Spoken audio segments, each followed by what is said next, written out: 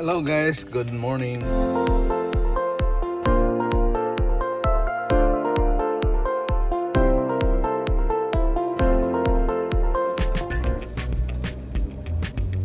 Naghahalba ako ng parkingan guys. Pasyente, babantayan natin doon.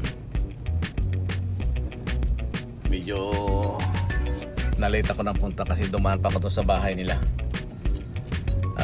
Pinakain ko pa yung alaga na aso. Pagkatapos ito, punta tayo rito. Medyo may traffic lang kanina, pero tuloy-tuloy naman yung takbo. Kaya ngayon lang tayo dumating dito sa parking area na 8:37 na ng umaga.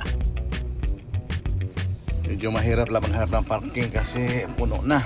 Ayun, mayroon doon sa ano. Ayan. Maluwag dito. Hanap tayo ng malapit-lapit.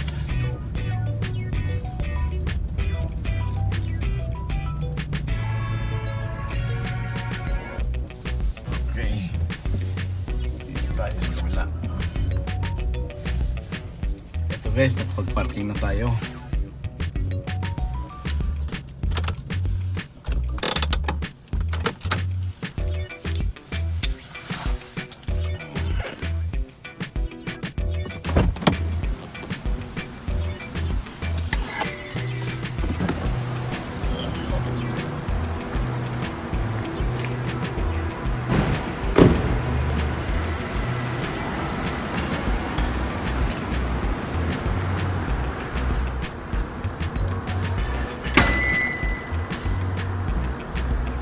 Kuha lang tayo ng tubig natin.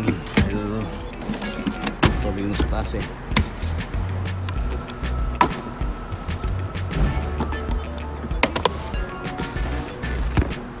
Okay guys, nandito tayo sa ano, sa parking area. Nakaparking na yung sasakyan natin doon.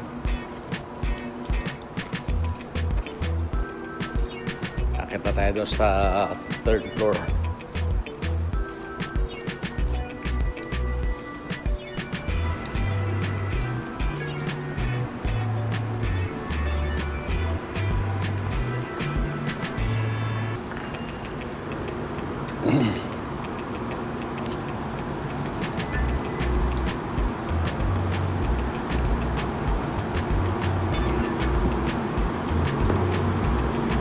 Medyo tagilid yung pasyente natin guys kasi hindi pa talaga kumakain at yan, hindi pa lumalabas dito sa hospital. Baka pag nilabas dito sa hospital, dadalhin na doon sa nursing home. Mawawala na tayong trabaho guys.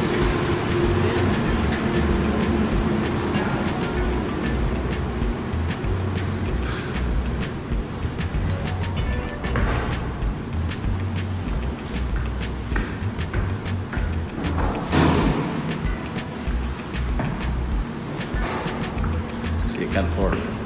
Ito. Diyan tayo ba?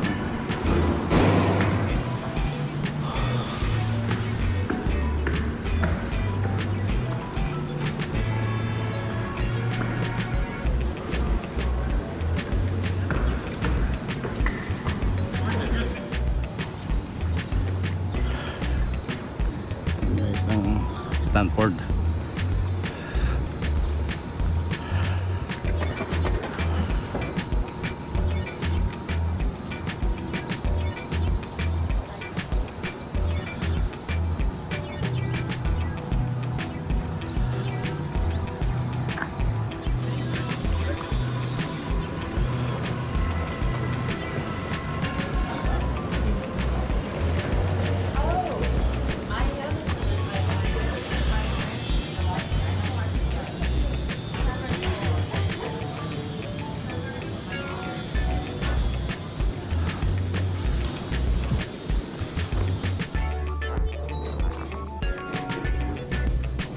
Going up.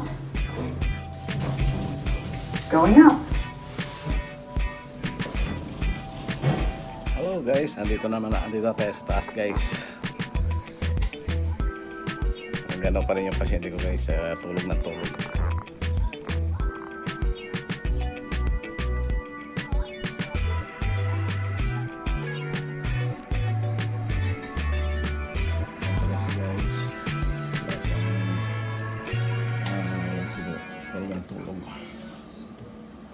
Sinatry ko siyang pakainin na ipainumin ng tubig by mouth.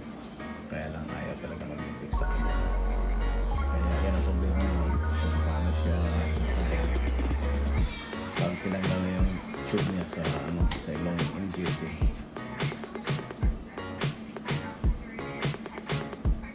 Pinaplano itong dalhin sa nursing home. Kaya lang even do sa nursing home guys, maaring pag hindi siya kakain by mouth, pipili silang lagyan ng